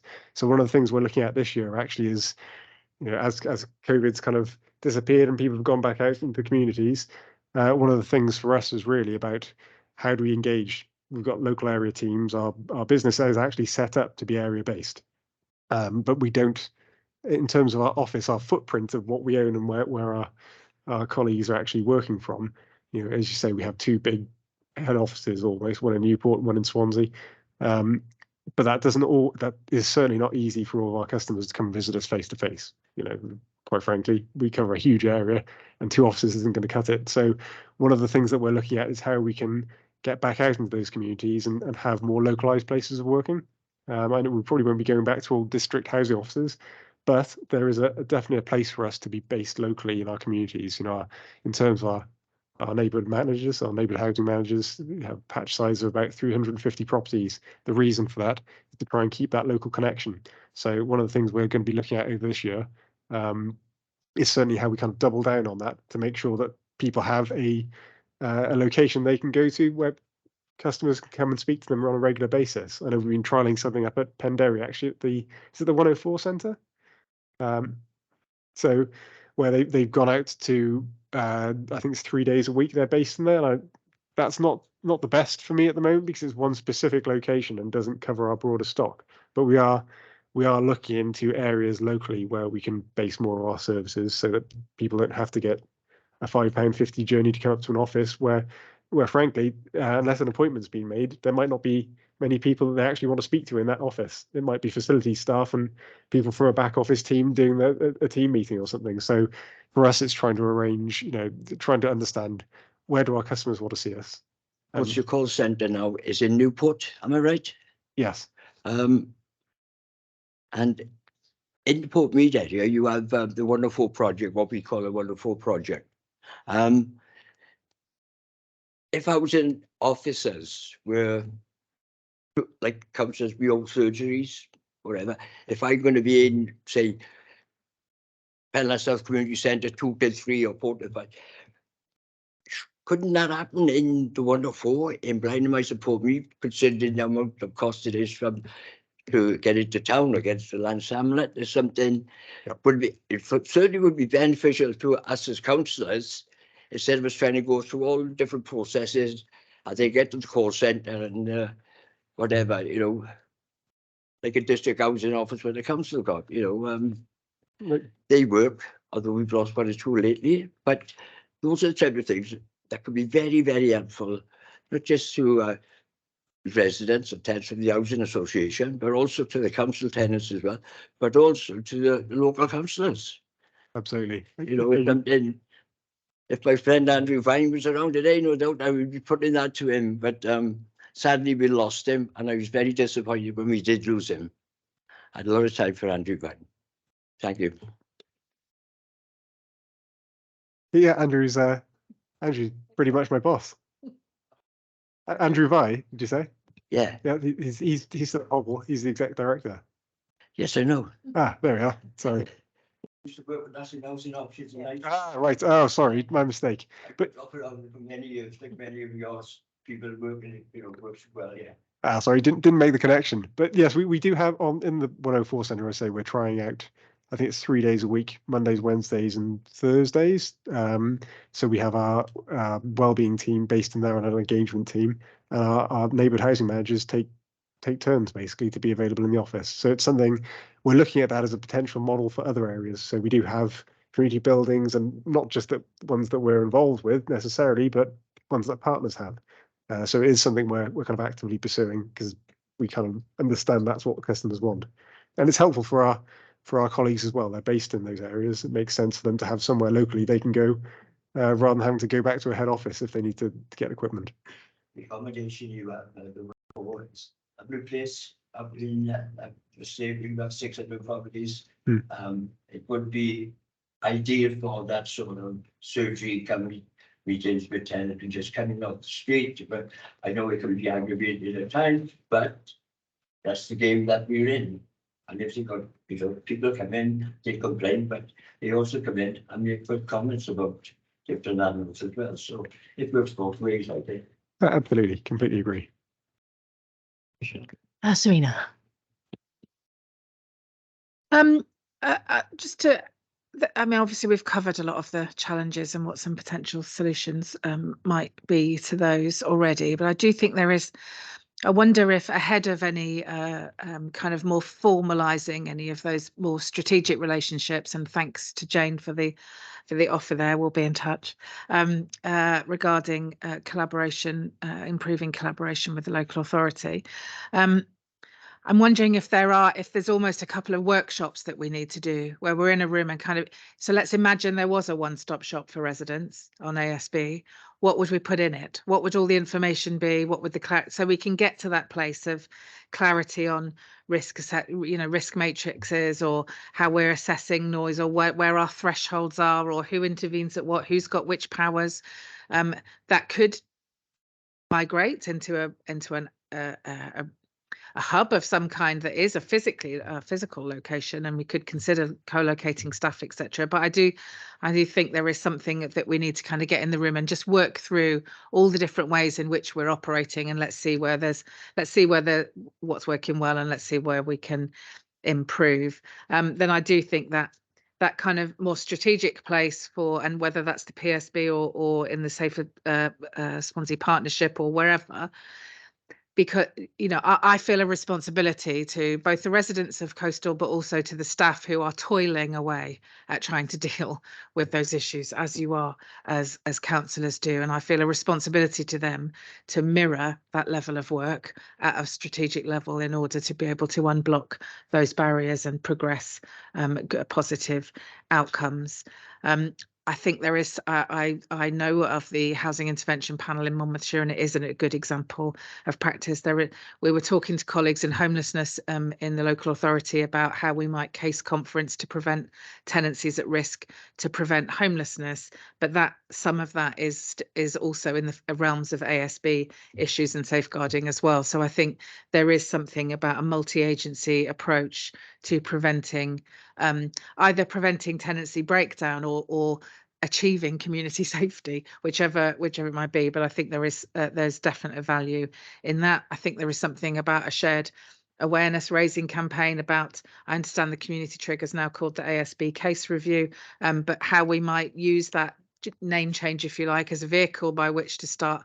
We'll need to prepare for that, because if we're promoting it, then there will be more take up of it. But I think I'm really keen to work out how we might work together on that as well. Jane's touched on it in terms of issues around safeguarding, etc., but improving our referral routes into service provision is a common theme. And I do think there is something about how we might, Swansea has been a leader in restorative practice in Wales and in the UK. It's embedded in, I worked in supported housing, but around youth justice decades ago, and Swansea was ahead of the field by a country mile in terms of restorative work. And it was great to see the police still referencing all that early intervention work that they do with young people. A lot of that is around the principles of restorative approaches. And so, Swansea's been a leader in that criminal justice space. It's a leader in education. My kids' school is a restorative practice school. So there is no reason why we couldn't. Well, there are resources and issues. That's the reason.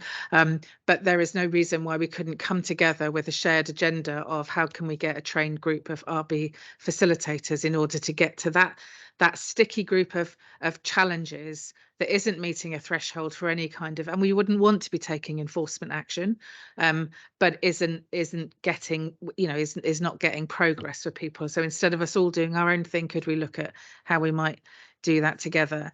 This PISP data, the Police Information Sharing Protocol, is great. But I'd welcome a bit of a review of that. It's some weeks we get lots of information, some weeks we get none. And it'd be great to get back in a room with the police to progress looking at that. We're also part of the Health Board's frequent attenders group. They are often similar people who are causing antisocial behaviour as well. There is a problem with that in terms of the data sharing agreement. We can't get with that. We need to improve that so that we can actually get in a room. We don't want to receive information about people who aren't coastal residents. It's not appropriate. So there's more that we want to do in that space. Marek works very well. The Marek coordinator, we've got a data sharing agreement there. Marek is a good example of work that is positive across the different organisations and the problem solving groups as well. We've been involved in high street ones particularly, and we've got several hundred tenancies in the high street itself. So we've got a very heavy presence in that area. So, and those have worked well in terms of tackling ASB. So if the City and County of Swansea, we're prepared to put on a seminar inviting all the housing associations and the City and County of Swansea, do you think that would fetch things together more by having that sort of workshops and presentations? How we do it, how you do it, and that sort of thing. Spot Junior on, thought. Chair. Spot on.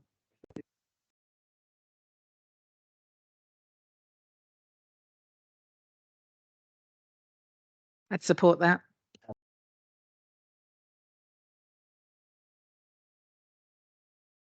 Sure, Jane would be happy with something like Yeah, that as well. I think that's, sorry, Chair, sorry if I come from a hand there. I think that's a really good idea in terms of understanding what and how we can work better together for all the reasons Serena's just described. And there are really good examples. The PSGs are good examples. The Mareks are good examples. It's interesting, John, to say what lies beneath the PSB. That's an interesting one. And how we explore that together. I think that's going to be a critical piece of work as we go forward. And the wider links as well, it's not just one thing. We're just talking about ASB. It's not ASB, it's everything, isn't it? So yes, most certainly support that, Chair. And we'd expect the cost to be shared across council and housing associations as well. Yeah. Yeah, I guess is what we can do together with the resources that we've got allocated. I guess that's how we're having those sensible conversations, isn't it?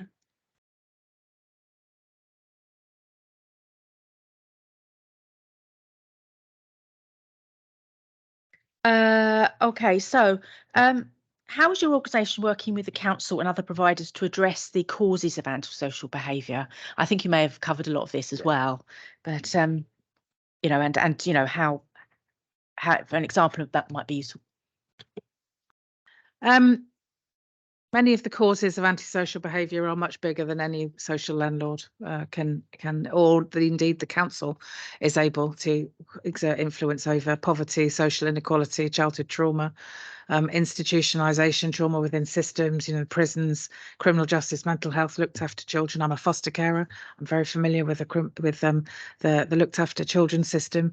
The work that goes on in early years in education in schools is critical. We see a lot of people who are leaving, who are becoming adults living in our properties with undiagnosed or insufficiently supported neurodiversity, who have speech and language difficulties, who have low literacy and numeracy skills.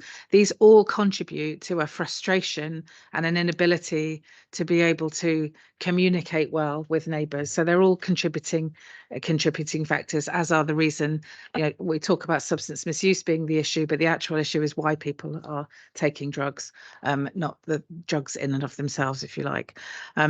So where we have greatest influence, I suppose, is tackling homelessness, helping people navigate a very complicated benefit system, access to affordable, safe, quality housing, design of housing in estates, which matters greatly in terms of antisocial behaviour, and the quality range. We're a local employer. We employ 300 staff across Swansea, Neath Port Talbot, and taking seriously our responsibilities as an employer. But I think some of those issues, so design, we continue to support the neighbourhood model, as I've said, in terms of housing and estates management, working closely with the local authority on temporary accommodation, the current crisis in temporary accommodation, expanding nominations where we can. We've just successfully bought 24 properties using the Transitional Accommodation Capital Programme in order to be able to accommodate more people in temporary accommodation, building as many properties as we can. This is, fundamental. And we will obviously work closely with the local authority on that. There is a pressure, there is a tension. Local authority will understandably want more one-bedroom properties built because there are lots of single people in temporary accommodation. And we want to build those, but we want to build them in mixed schemes where there are also 2- and 3-bedroom properties, so that you can have a diverse community living together in schemes. That's best for community safety. It's best for community integration. And of course, we've been long-standing history of regeneration. So it talks of, regenerating High Street, looking at other town centres as well. And these are all about increasing the economic prosperity of the city and the county. Those are key factors in reducing antisocial behaviour. Jobs and homes are the biggest, and security and safety of those matter greatly. Just a couple of examples that we've been asked for. You know, we undertook that we were having a lot of issues in the Mount Pleasant area several years ago, and we worked with local residents across tenure to effectively provide, well, where we came up with in terms of tackling the issue is that they didn't really feel like there was a hub in Mount Pleasant that would enable people to come together, including the police and other partners, but actually just local citizens. So we changed one of our properties so that it could be used as a community hub, and actually the community run that themselves.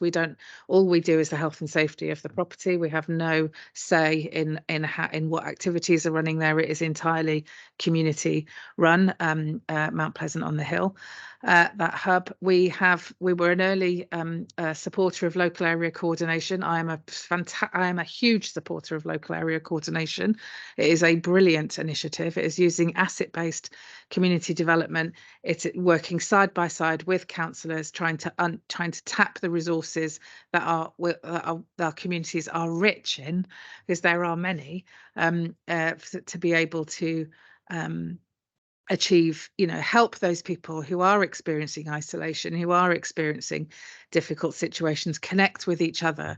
We're too quick to jump to a service response, and sometimes the better response is for people to be consolidating relationships with other citizens and using those networks to help them. I'm also involved in the Poverty Truth Commission that's happening at the moment, so that's going to be really important in terms of what that surfaces. We're already hearing stories of the way that people are being able to access services being thwarted for various different reasons. So we're looking to work together on some local solutions there. And one thing that we haven't done this much recently, but one of the things that a lot of people think about restorative practice as it being about the mediation, the repairing things.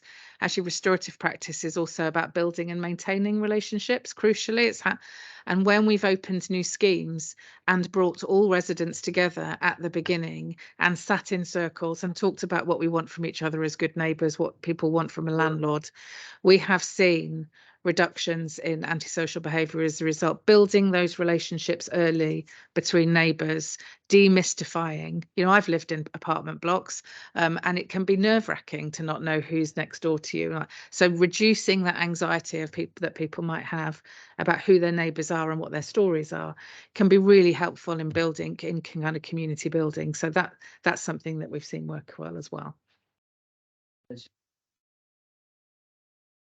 Community coordinators, did you?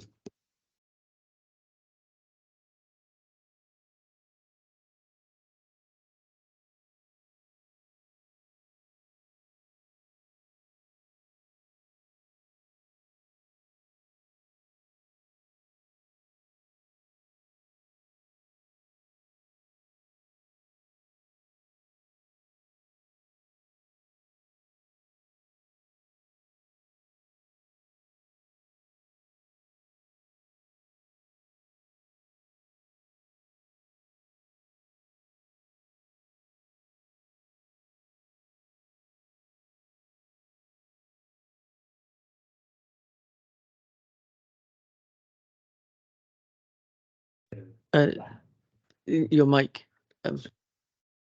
Speaks too loud. So where exactly is the hub you was talking about? The Mount Pleasant hub, was it? I can't remember the name of the street. Can you remember the name? Is it? Where is it? Street. It might be Norfolk Street. It's on the Corner. it's on a corner. I can't remember. I'll find out and I'll give you the information. Oh. Facebook Hub on the Hill. You'll find it there. But But near in your terms, town now. no, yeah, about secret, sorry. just in terms of local area coordination, though, we don't have our own coordinators. We financially contribute, as do Pobble and Caredic, into the pot for local area coordination, and I sit on the strategic panel as well in terms of the leadership group. And I believe the Fire Authority have also got some as well, and they think. Okay, John. Thank you. Well, funny enough, again, I think Serena's probably covered off most of the points because we're fairly similar. Oh, there's someone got their hand up. Oh, okay, sorry. Yes, Serena covered off most of the points. We are fairly similar in terms of the things that we do. Obviously, Swansea Pobble's a big developer in Swansea as well. We've got the Copper Bay scheme and biophilic living. Looks like it's going to be a particularly interesting project that we're going to be delivering. In terms of what we get involved with locally, I've got a list of things here which I can share. That, to be honest with you, they feel more like operational groups that we're part of in terms of off-road motorcycling and things like that. And the CMET, I think there's some interventions we got involved with on the beachfront in relation to youth annoyance. But I have a list here I can share later if that's easier rather than running through them. Yep. Thank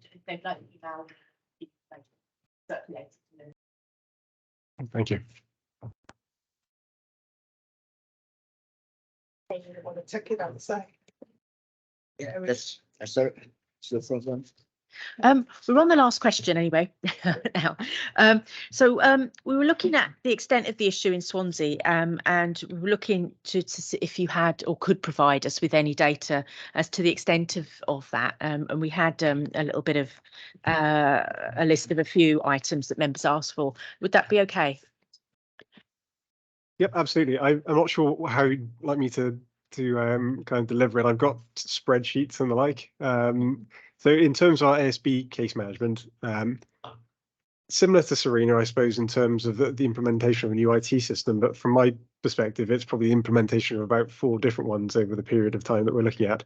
So getting the information has been a little bit of a challenge. I think in terms of comparable information, so again, kind of on the theme of what Serena's talking about, we previously and currently do actually manage cases rather than recording of the incidents within them.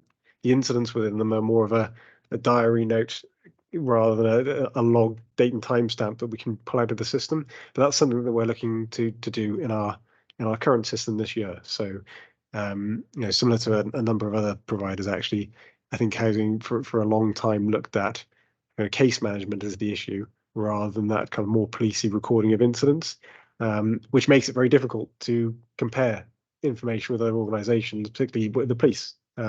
So one of the things we'll be doing this year is we use a system called Microsoft Dynamics, and that's our kind of main housing system, if you like. We'll be looking to reconfigure the ASB part of that system to bring it more into line with what we'd expect really in terms of reporting. So a lot of the good things that Serena was talking about in terms of triaging cases, risk assessing, holding that information in the system, it's all there at the moment. However, it's difficult to pull out in terms of how the system's been designed. So I've got case numbers by incident type and closure reasons and codes going back for the years that you want. It only goes up to, I don't believe we could pull 2019, just because of the old system we had then that we don't have access to anymore. So I can either give you the headline figures now and send you the stuff later, or Quite happy. If you just send the figures in, great, we'll do. We can share that then around the group. because otherwise I might challenge them.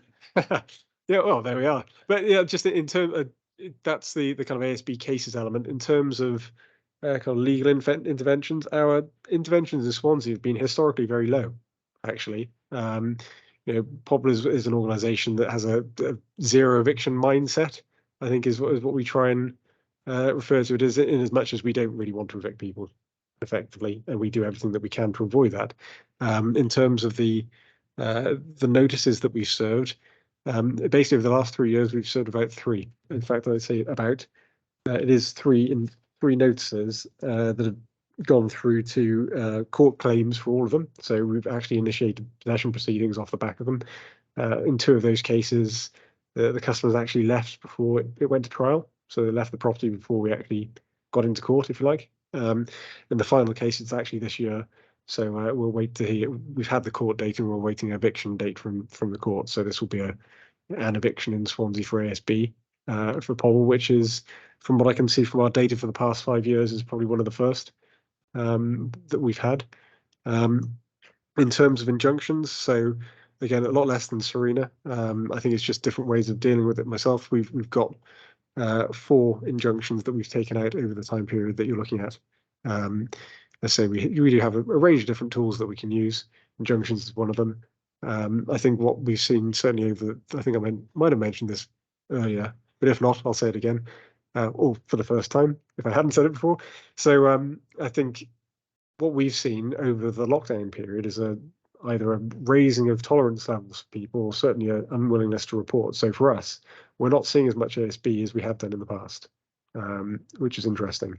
The types generally stick to the same ratios, so noise nuisance is always the big one for us, but in terms of reports that we're getting through from residents, it seems to be going down, which is, I suppose, one of the reasons I was talking about our What Matters plans and trying to get the information more for other organisations, because it might be the case that ASB is reducing. I have seen that kind of trend in other places, but I'd need more than just our stats, our recorded information to come to that conclusion.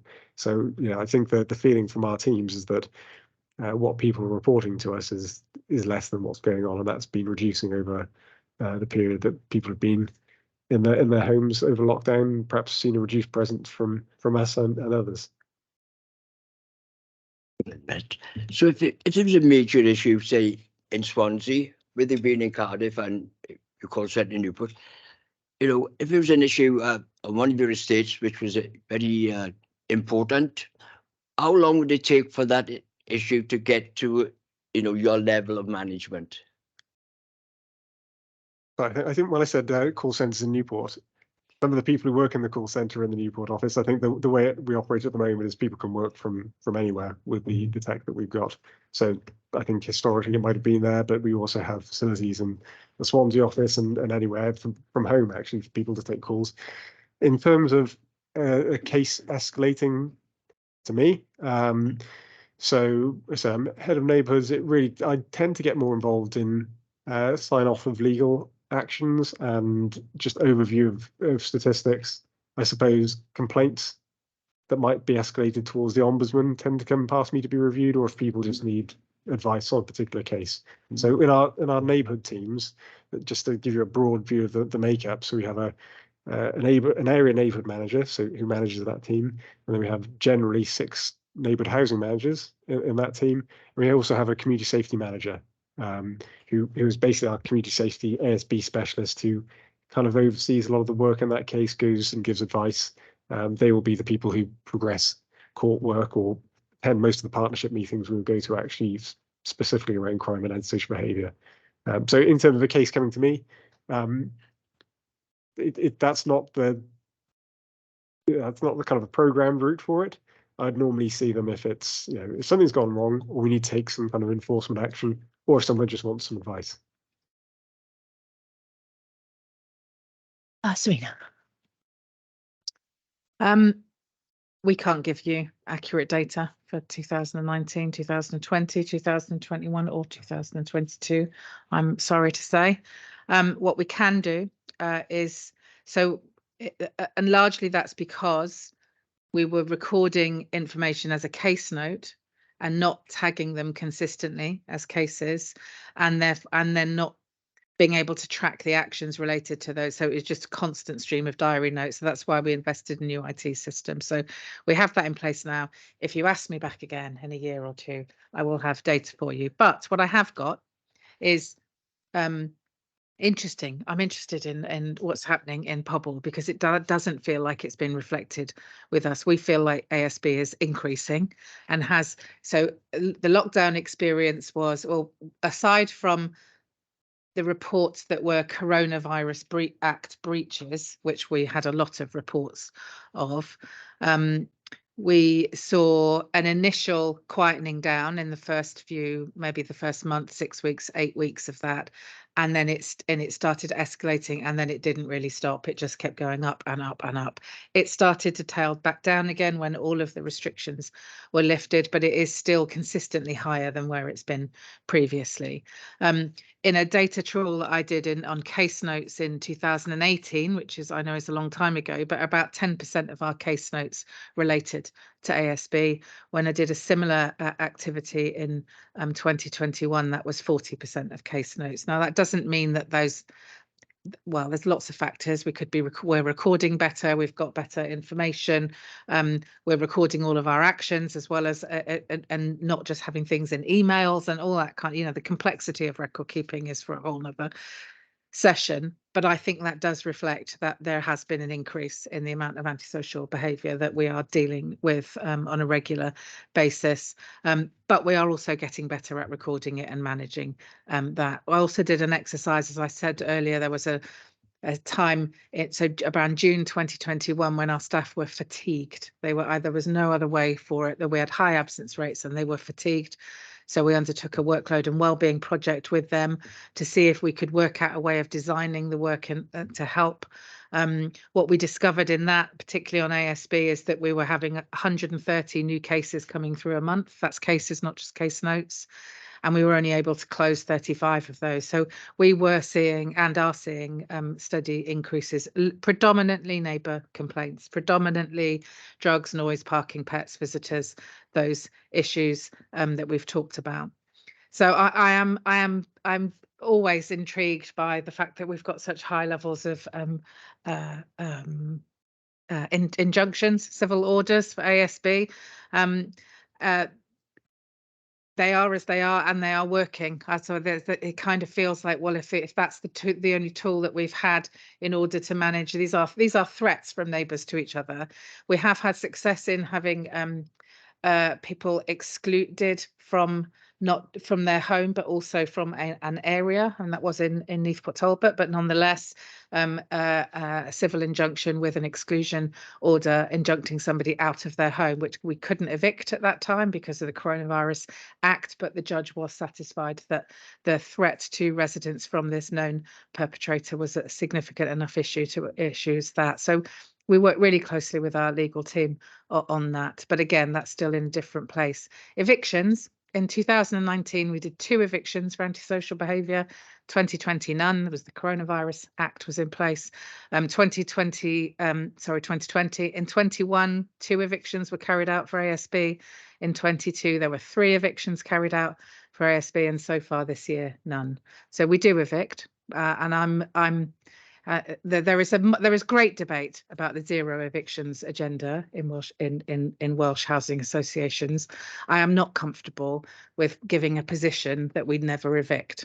In the same way as I would say we would never say to an employee, you will never be dismissed, because people sometimes do stuff which is so serious that requires the most serious response. So I'm not as comfortable in that kind of zero evictions objective. That said, it is absolutely the last thing that we want to do. It's catastrophic for people, but we have to balance the catastrophe for them against the continuing catastrophe that's going on in a community. If somebody is persistently behaving in a way that is thoroughly unacceptable, and at the end of the day, it's for a judge to decide. And so, if we satisfy the judge's thresholds, then we're satisfied we've done all that we can. And they push us hard. The judges push us very hard on what we do. They expect a lot of us as social landlords, much more than other landlords, and we're happy to step up to that challenge. But there will be times when we have to evict, but it is definitely not the first, middle, or even far away through a process. It is an absolute last resort. I'm just saying that, because I think anybody who comes to work in what I call housing community, housing association, local authority, or whatever, we didn't come into this sort of game to see people evicted. And it's very difficult for everybody when that thing up. We had a major case a couple of years ago. And when they say about housing associations and local authority, the housing association tenants and the council tenants came together. And an housing association tenant was being assaulted. All sorts of things was happening, and by the time we finished, where people feel intimidation might come into them because they stand up to be counted, we ended up, there was 15 of us. And I did say to one of the parents, I think we've got a bigger gang than you now, because it was constant. Unfortunately, an eviction did take place on that, but it was the fact that the tenants came together local authority and housing association. I think they called us the Blind 15, but we won major awards for that. But we didn't come in for to see people evicted because they had young children, and it was they was enticing the young children to go out and cause that sort of trouble. Sad, but you will never forget it. So I can understand.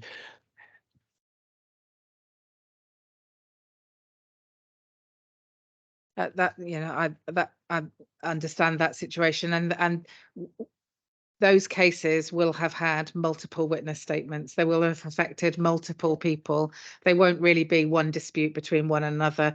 There will be a household that is causing disruption to multiple households that results in those evictions. So yeah, absolutely understand. I also understand that evicting people for the local authority will see a presentation for homelessness. And so you're caught in a dynamic of we're still going to be responsible for these people, which is why I would really like to swim further up the stream and be having conversations much sooner about how we could intervene collectively and collaboratively to prevent either an eviction or a tenancy failing or continued antisocial behaviour, because we don't want to add more pressure onto the local authority. That's not what we're here for. And you're right, we didn't come into this to evict people. We came into this as a social landlord with a social conscience. And as I've always said, good housing costs, bad housing costs more. Thank you. Okay, I think that's the end of the questions. Is there anything else you'd like to add at this point?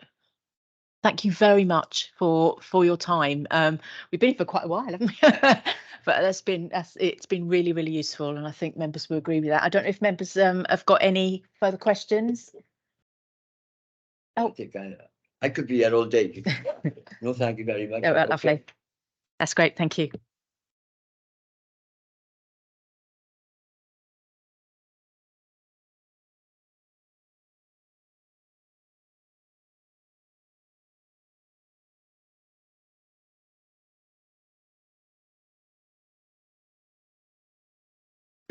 Relegated this year.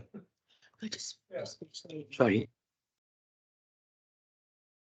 We'll just finish the meeting now with the work programme. There is the next meeting is with young people, and it will be in Bryn Haverid Early Years Centre. It will be in the evening, obviously, so that we can see them, and that's on the 9th of May. And I'll send agenda out like we normally do for that.